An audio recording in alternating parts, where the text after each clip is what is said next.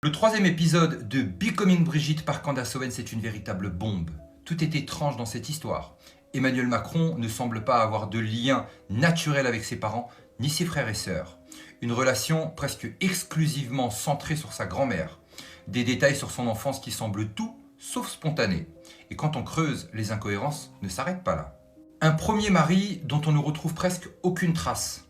Un enterrement aux dates changeantes. Et un nom qui revient dans cette histoire, Alexandre Benalla. Tenez-vous bien parce que ce qui suit est tout simplement sidérant. Candace Owens commence par revenir sur l'enfance d'Emmanuel Macron. Sa famille, étrangement absente. C'est sa grand-mère maternelle, Germaine Noguès, qui l'a élevé à Amiens. Il passe son enfance isolé, plongé dans des livres troublants.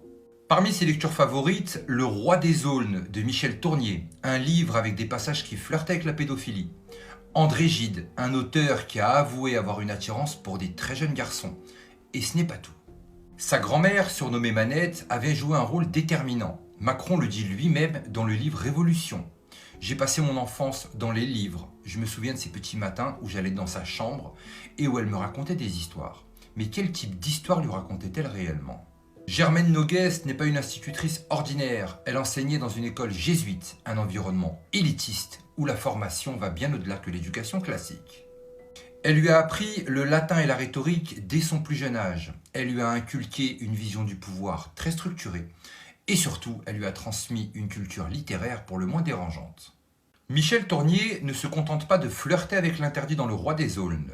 Son œuvre plonge dans l'univers mental d'un prédateur qui justifie ses actes par des références mythologiques et littéraires. Mais pourquoi un enfant isolé aurait-il été guidé vers ce type de lecture ? Candace Owens met ensuite en lumière un autre point troublant. Sa mère, Françoise Noguès, était médecin conseil à la sécurité sociale. Elle travaillait dans le service des ALD, affectation longue durée, notamment sur la transidentité. Grâce à l'ALD 31, la transition du genre était financée à 100% dans les années 90. Candace Owens soulève alors une question audacieuse. Brigitte Macron, dont le passé est truffé de mystères, aurait-elle bénéficié d'une assistance médicale précoce ? Est-ce un simple hasard ou une vérité soigneusement dissimulée ? Et ce n'est pas tout. Candace Owens fait un parallèle inquiétant avec le programme MKUltra, un programme secret de la CIA visant à conditionner mentalement des individus via l'isolement extrême, la manipulation psychologique et un enseignement ultra ciblé pour fabriquer des candidats aux hautes fonctions. Candace Owens rappelle que le projet MKUltra n'a jamais été réellement stoppé, et quand on regarde le parcours de Macron, on retrouve beaucoup de ces éléments. Un enfant coupé du monde, guidé vers un savoir élitiste. Une immersion dans une littérature douteuse qui façonne la perception morale et une rencontre précoce avec Brigitte Macron qui semble suivre un schéma bien précis.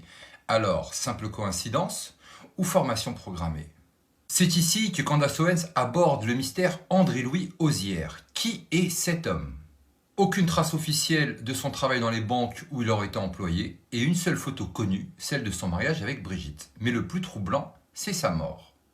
En 2019, sa fille Tiphaine annonce son décès. Date annoncée, 24 décembre. Mais les documents funéraires prouvent que c'est le 28 décembre. Un écart de 4 jours sur l'incinération. Mais comment c'est possible ? Et pire encore. Un enterrement qui ne laisse aucune trace, aucune photo de lui, de sa vie adulte. Un cousin affirme que toutes les photos ont été détruites. Mais qui détruit les photos d'un membre de la famille ? Et c'est là que ça bascule dans l'invraisemblable. Selon Paris Match, André-Louis Osière n'aurait pas simplement disparu. Il aurait fini sa vie dans un hôpital psychiatrique sous surveillance. Un garde aurait été placé à sa porte. Et ce garde, c'est Alexandre Benalla. Oui, le même Benalla au cœur de multiples scandales sous Macron. Pourquoi un simple ex-mari de Brigitte aurait nécessité d'une surveillance rapprochée ? Et pourquoi personne ne cherche à en savoir plus ? Candace Owens demande des explications, mais c'est le silence radio. Candace Owens termine sur un point crucial.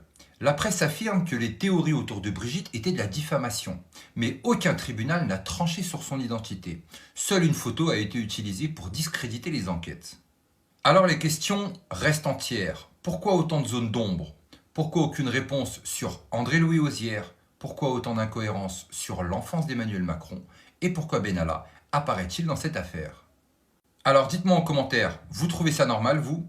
Et pourquoi aucun journaliste ne creuse autour de cette affaire ? Mais la vérité finira bien par sortir un jour. Mais n'oubliez pas, on n'est clairement pas au bout de nos surprises.